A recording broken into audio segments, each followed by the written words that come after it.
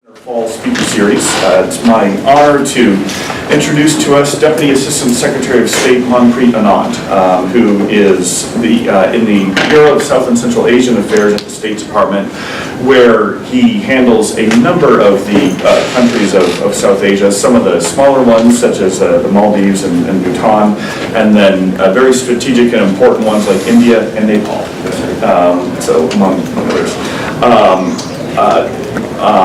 Das Anand comes to the State Department from a very distinguished career, including private sector experience with Chevron and previous policy experience with the House Foreign Affairs Committee on Capitol Hill, with the U.S. Trade Representative with USAID. And so he has done a lot. He's seen the inner workings of the U.S. government across the executive and legislative branch, and as well as the broader operations of diplomacy and international policy.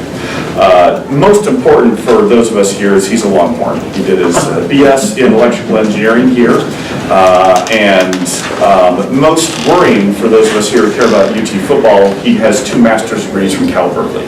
But he assures me he'll be cheering for the Horns this weekend. So Das Anand is going to first make a few introductory remarks to set the scene on the U.S.-India relationship. Then he and I will sit down and have a little conversation up here, and then we'll be welcoming questions from the audience as well. So please join me in welcoming Deputy Assistant Secretary Manpreet Anand.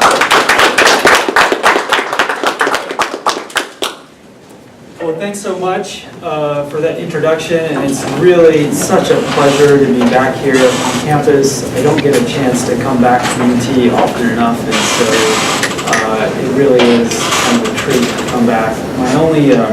My only regret is that I didn't come close to a home game so that I could use that as an excuse to stay on for a few days. But nonetheless, I will absolutely be rooting for the Longhorns this weekend. I wanted to talk a little bit about the work that we're doing at the State Department to further our relationships and our strategic objectives in South Asia. And this is an interesting time.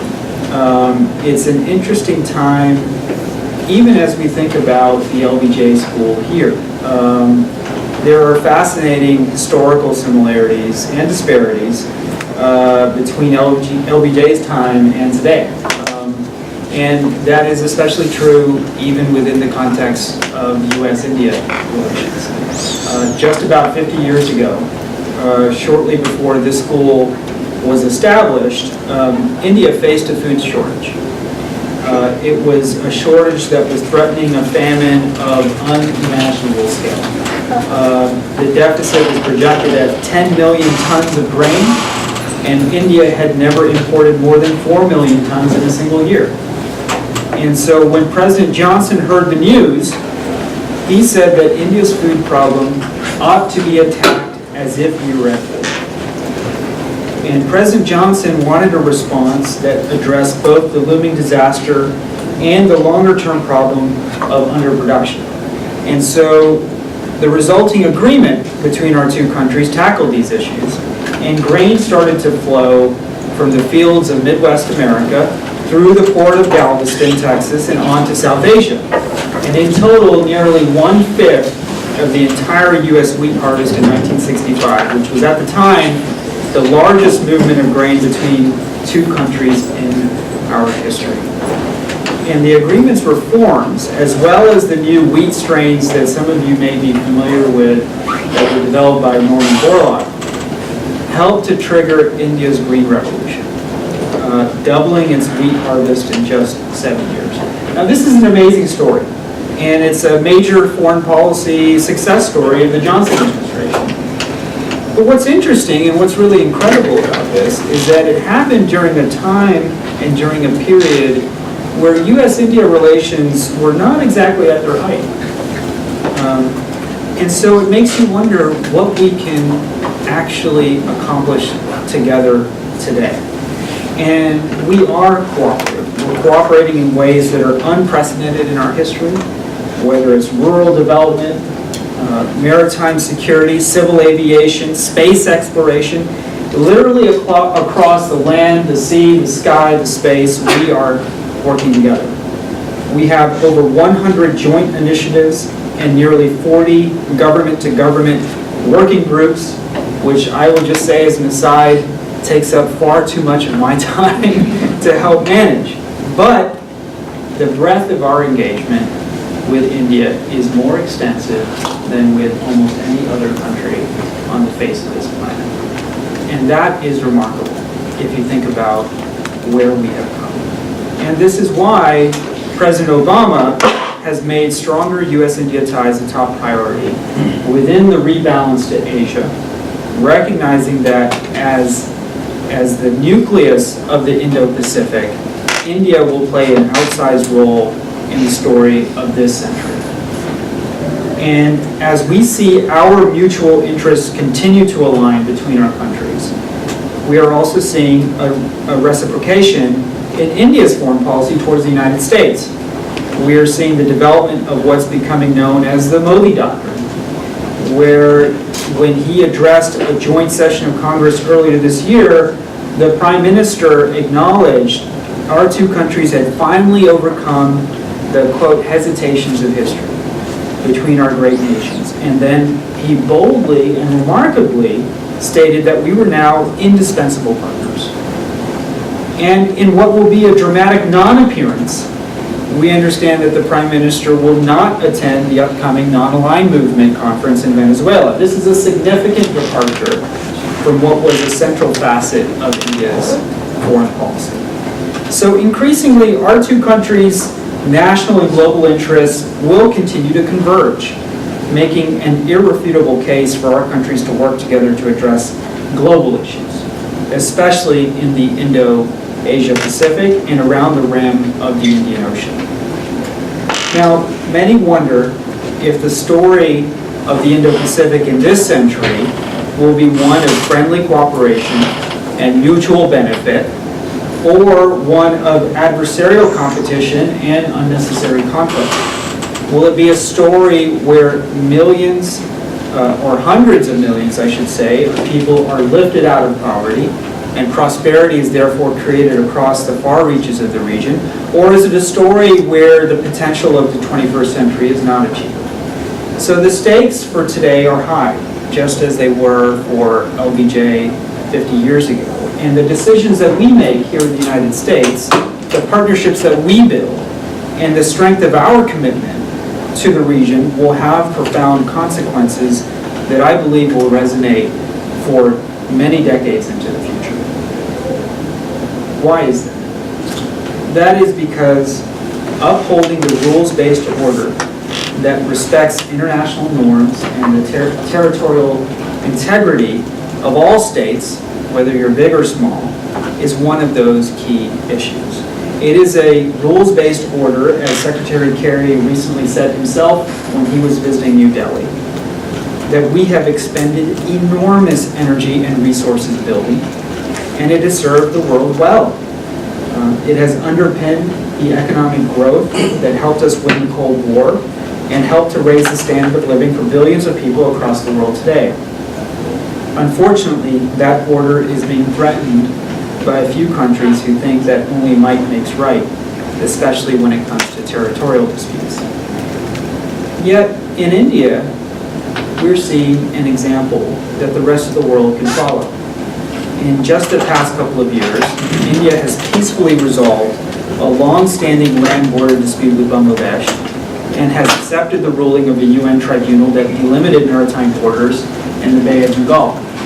These resolutions have resulted in renewed economic activity across borders and in the Bay of Bengal, which is an increasingly active node of regional economic activity. So, to live up to the vision that President Obama articulated when he called India an indispensable partner for the 21st century, Secretary Kerry has sought to form a partnership with India that will be prepared to seize opportunities and confront global challenges, whether they are in upholding the rules-based international order, or in countering the scourge of terrorism, or addressing the issue of unsustainable growth, which can leave too many on the margins. That is why we have worked to significantly promote the bilateral relationship with India in this administration. And let me just talk a little bit about that, starting with security, where our partnership is stronger than ever, and now includes joint development of everything from jet engine technology to aircraft carriers, as well as almost $15 billion in bilateral defense trade. We also recently signed agreements to define a cyber framework between our countries and a logistics arrangement that will allow our militaries to work more closely together in the field and on the sea. All the while, we are deepening our cooperation on counterterrorism. Each of these efforts will lead to the modernization of India's defense and show our support for India to be a net security provider in the Indian Ocean. But our partnership includes other global issues. It extends from ensuring stability in Afghanistan to training peacekeepers in Africa to working with Japan on a range of trilateral issues to addressing climate change in a meaningful way. The Paris Agreement that was reached last year would not have happened without the leadership and commitment of both President Obama and Prime Minister Modi. And to help provide energy access to the 300 million Indian citizens who still live without electricity, we are partnering with India to help meet its Paris commitment, which would quadruple its renewable energy capacity by the year 2022.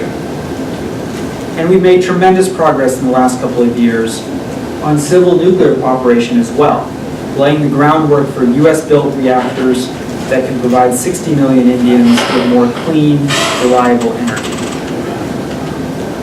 There's also the economic side of it. And economic cooperation is an area that has presented challenges in our relationship in the past and even today. But it is also an area of staggering opportunity. India boasts the fastest growing large economy in the world, while the United States remains the biggest. Our overall two-way trade reached a record $107 billion last year, 5 times what it was just a decade ago. And by further connecting with the global economy, India will be able to continue to lift hundreds of millions out of poverty and into the middle class. So while some today are questioning the virtues of trade liberalization, South Asia could in fact provide potent examples of what free trade and the free flow of capital can do for a country's growth and development. But the challenges are daunting. With roughly 1 million people entering the workforce in India every month, significant reforms are required to do a number of things. They're required to provide space for innovation and entrepreneurs, required to lessen the bureaucratic hurdles that make it easier to start businesses. There's a need to improve access to infrastructure to facilitate the movement of people, of goods, of information. There's a need to build an environment that allows for investment capital, both foreign and domestic, to surge in transparently and fairly. And there's a need to adopt policies that provide opportunity for all, and especially for women. All of this is tremendously important because South Asia, with India at its geographic and economic center, is still one of the least economically integrated regions in the world, with less than 6% of its total trade occurring within the region. Compare that to our neighborhood here in North America, where over 50% of exports are sold within the region. So we know that South Asia can reap tremendous benefits from sowing the seeds of greater regional economic connectivity. And the region already has an ample supply of the most important ingredient, and that is nearly 2 billion entrepreneurial, ambitious, and hardworking people. But there are other ingredients that are necessary, and you could refer to them as infrastructure, hardware, and software.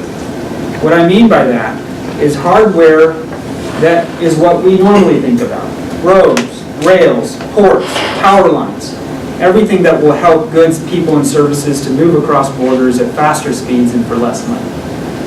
The World Bank estimates that South Asia needs about $2.5 trillion in infrastructure investment over the next 10 years. This is no small feat. But the right policies and investment incentives can go a long way towards attracting that level of capital, especially with smart public and private sector partnerships. The software, on the other hand, includes other issues. They include regulatory frameworks, capable institutions, networked governments, businesses, people, a new way of doing business.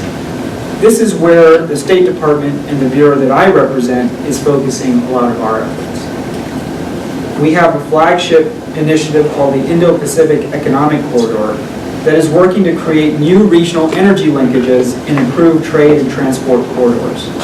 We're also helping countries streamline their customs procedures and border crossings, as well as bringing together businesses and entrepreneurs from across the region.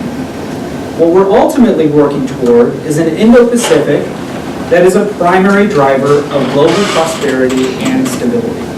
An Indo-Pacific where hundreds of millions more people enjoy access to quality education and healthcare and can climb the economic ladder out of poverty and into the middle class.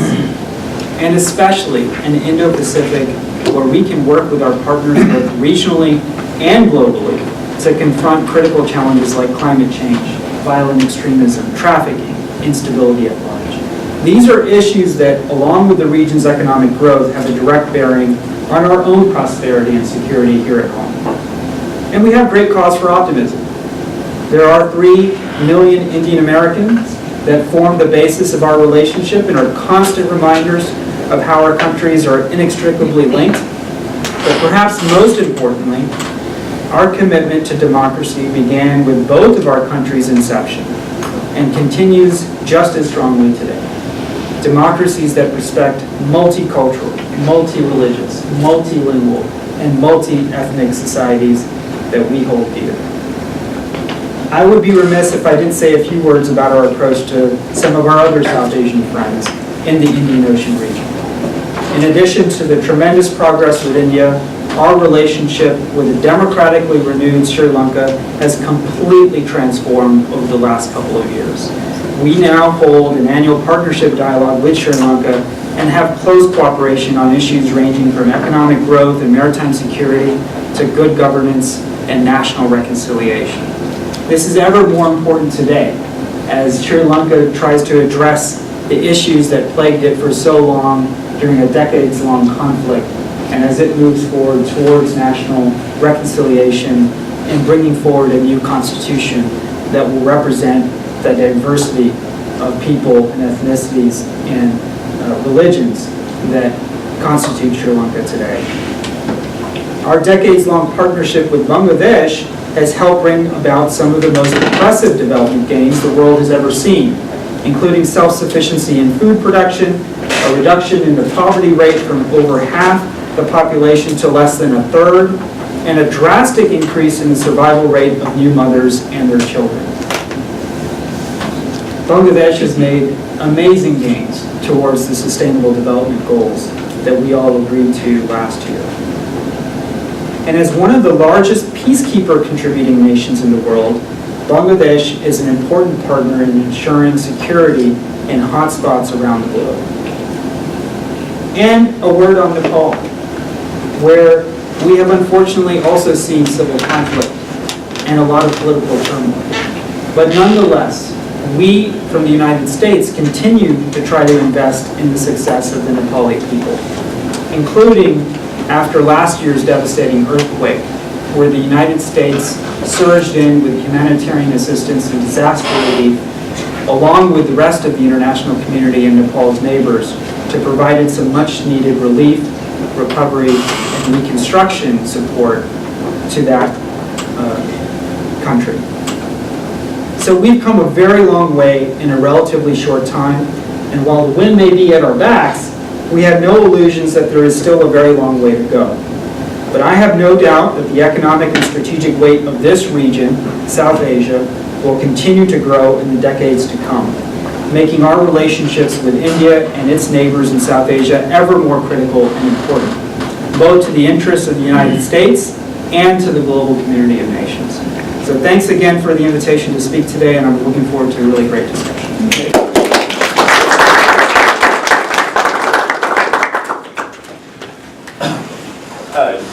first, as a proud LBJ faculty member, I've got to thank you for your very kind words about our school's namesake, which recalls another interesting connection we have here to India.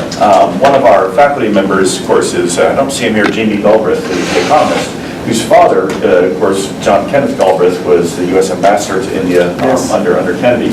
And I do wish Jamie was here, if for no other reason. He's got a great story about, as a 10-year-old in New Delhi, he accidentally locked First Lady Jackie Kennedy out of her car. Oh my goodness. So, yeah, anyway, and that did not go over well with Secret Service. But somehow, you know, she survived, and he went on to flourish as an economist here. So he does have some wonderful recollection of his time. First question for you, I want to come back to some of your early reflections, your comments about Prime Minister Modi and this very notable decision not to attend the Non-Aligned Movement Conference in Venezuela. The first time I visited India was about a decade ago when I was in the Bush administration and was part of the broader effort, of course, of upgrading the U.S.-India relationship, the centerpiece being the civil nuclear deal. And one of the projects I was working on with New Delhi was encouraging India to be more active in supporting democracy and governance outside of India, especially across the broader region. And over the course of a series of meetings we had at the Foreign Ministry and elsewhere, I detected a real ambivalence. It seemed like half of the Indian leaders and officials we'd meet with were very excited to privilege their identity as a democracy. India is the world's largest democracy, and this is exactly who we are. So we're very excited to support struggling and fragile democracies internationally, and this is who defines who India is. And it seemed like the other half of the officials we met with were still playing out the non-aligned movement identity in terms of, yes, India is a democracy, but we don't want to get involved in larger power politics between democracies and non-democracies. We don't want to tell other countries how to run their business, and so on and so forth. So 10 years later, now, fast forwarding to now, which direction do you see India going under Prime Minister Modi in terms of how high is democracy in its self-identity as a country and defining its sense of role in the world?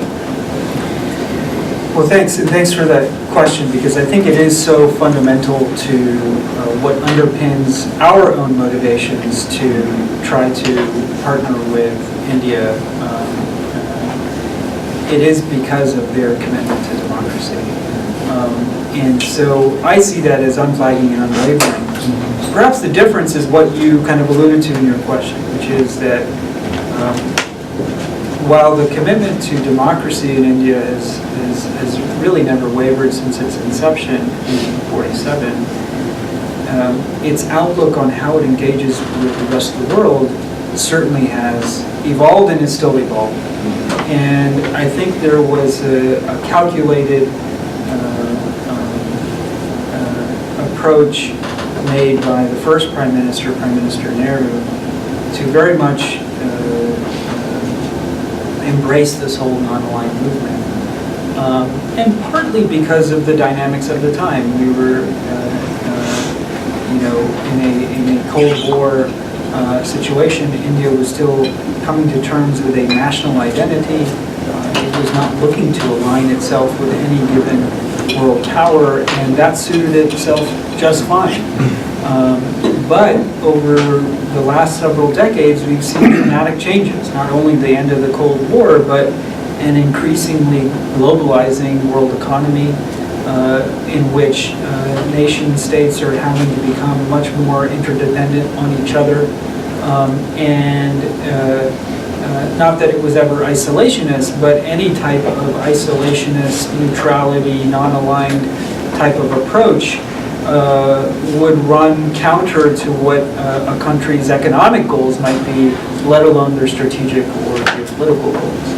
And I think one of the first markers that we saw of India starting to shift, maybe an inflection point, if you will, was in 1991, when the then finance minister, Manmohan Singh, who of course became prime minister, started a series of major reforms, responding at the time to, I think, a balance of payments crisis, but really trying to open up India's economy in a much more meaningful way. And ever since then, I think we've seen a steady progression towards trying to engage the global economy, and now more than just the global economy and its thinking of how it engages. So while I don't know that you will ever see India kind of wear democracy on its sleeve the way that perhaps sometimes we do, I think you will see India try to promote democratic values and movements, respect for human rights, respect for diversity, respect for individuals, embracing kind of this multi-religious, multicultural, multi-ethnic type of identity that it deals with in some ways in a much more complicated and chaotic fashion than any other country in the world. I think you will start to see that play itself out more as it engages the rest of the world. Right. We should shift gears here to kind of a great power relations and regional question. Obviously, the India-China relationship is very complicated and is going to be really determinative for the larger Indo-Pacific over the coming decades. And when you've got a rising power that's really pretty much almost arrived as a great power now, like China, and then you have a rising power like India, which is catching up quickly, was still lagging behind. I mean, that kind of stuff is catnip for international relations scholars, but it's a headache for diplomats like you. Rather than asking you to predict the future there, what would be the 2 or 3 factors that you think will be most important over the next decade in determining whether the India-China relationship turns more adversarial and competitive or becomes more cooperative? Obviously, there'll be elements of both, but what should those of us here in Austin, Texas, who care about these things, what should we be looking for that might tell us which direction it goes? So part of it is what I spent a little bit of time on during my opening remarks, which is an endorsement and commitment to a rules-based order. A rules-based order that respects international norms, that respects the territorial integrity of states, that abides by international tribunals and their decisions. This is a rules-based order that we in the United States have invested a lot of energy and time and commitment into. And we do it for very good reason. I mean, Secretary Kerry has often said that you will find no other country that has conquered so much land and then given it back than the United States. Because we believe in this international rules-based order. Because by having that, it will help to provide stability and security for everyone. And so what has been encouraging is India's own commitment to this. And another reason why we are looking at them as a strategic partner and a real anchor throughout the Indo-Pacific. It's something that we struggle with in engaging other countries, including China. But we believe it's well worth having those engagements and that, and trying to make the case for why this is important for everybody. So I think that's certainly going to be one area that will help to determine how some of these relationships evolve going forward. The other is the economic. And I say this because prosperity and stability are very much linked. And while on the one hand you can say in South Asia the potential demographic dividend is so high, so many young people could contribute so productively to each of their country's economy. As high as that potential is how daunting a challenge that is. Because in India alone, you have 1 million people entering the workforce every month. I mean, I can't imagine having to be a policymaker there and try to figure out how to deal with the repercussions of that job-creating challenge. And so what it will require necessarily is a change in policy that does a number of things. It will require sponsoring an environment that encourages innovation, that allows entrepreneurs to move out quickly and without hindrance, to start businesses. It allows capital. We have to allow for capital to flow in freely and transparently, so that when there are good ideas and good opportunities, they're not caught up because the regulations and the policies have not been appropriately put together to encourage that type of. It requires skills. You know, there is a workforce coming in, but are they skilled? Are they trained in the skill sets, and do they have the expertise and experience to be able to contribute to this new global economy? So I think the economics will also have an impact here, and much of it will be focused within a country's borders, but much of it will be focused on how you engage and connect with the rest of the world. And we know from our own experience that so much of our success economically has been based on creating more trade and investment opportunities and connectivity with others around the world. So this is something we continue to work with India and other countries. Bangladesh is a great example of how they've sought to encourage more investment in their own country to build out, you know, sectors such as the apparel sector, and that's been a big contributing factor to their revenue base. But I should say at the same time, it has to be done in a sustainable way. It has to be done in a way that respects labor rights, that has environmental safeguards, that deals with workers' rights. So, you know, this is the balancing that has to take place.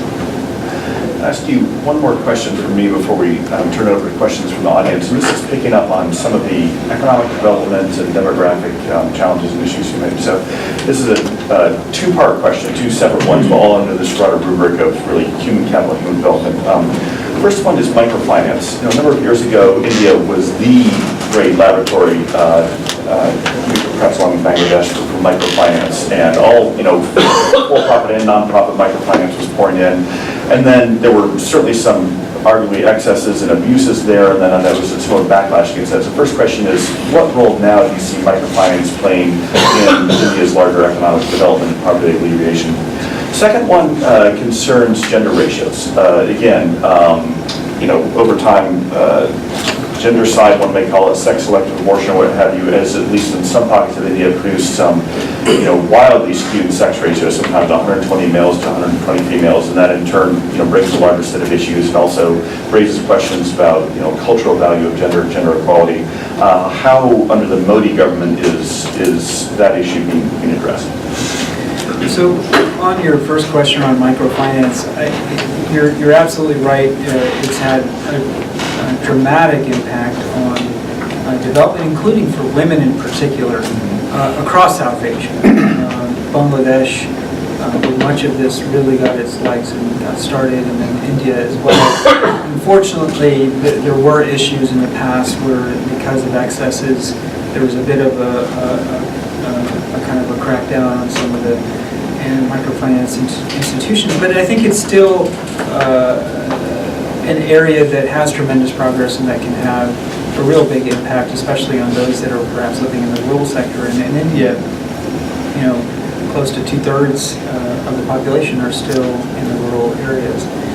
So it's well worth time and energy to look at that. I think there are other parts of kind of the credit side that are also worth looking at. I spent a lot of my time at USAID working and thinking about how the social entrepreneurs, socially minded entrepreneurs, can be supported. There is no dearth of great ideas in a place like India. I mean, there is innovation can take place in the most micro of ways, and it's also a place where if you're able to find a viable business that has good social impact, that the scale of India allows you to test these ideas and allows you to have such a huge multiplier effect. And so the trick is trying to find ways for waiting capital to reach those entrepreneurs. And it's not for a lack of capital either. There's plenty of capital out there as well. It's other issues that unfortunately create roadblocks. And that's where we've tried to find ways to support not just the government, but even civil society, foundations, impact investing communities, and others to try to see how we might be able to support and facilitate the flow of that capital, because I think there's tremendous gains that can be made there. Regarding your question on the gender balance or imbalance, unfortunately, that exists. We do see this dynamic. We unfortunately see this dynamic in a lot of different parts of the world. It has been It's certainly not unique to India. certainly not unique to India. It has absolutely been a facet of our conversations with the government and others and you know, this is something that I think even if the Indian government had it, if they had a policy lever they could pull to change the dynamic, I'm sure they would. I don't think this is just about policy. You know, it comes down to cultural dynamics and again, the economic livelihood opportunities that families perceive there to be. And so there's a lot around public messaging and public awareness and things like that that we do talk to various interlocutors about on how these imbalances can create all sorts of challenges in terms of conflict and stability and economics, and so it is a subject.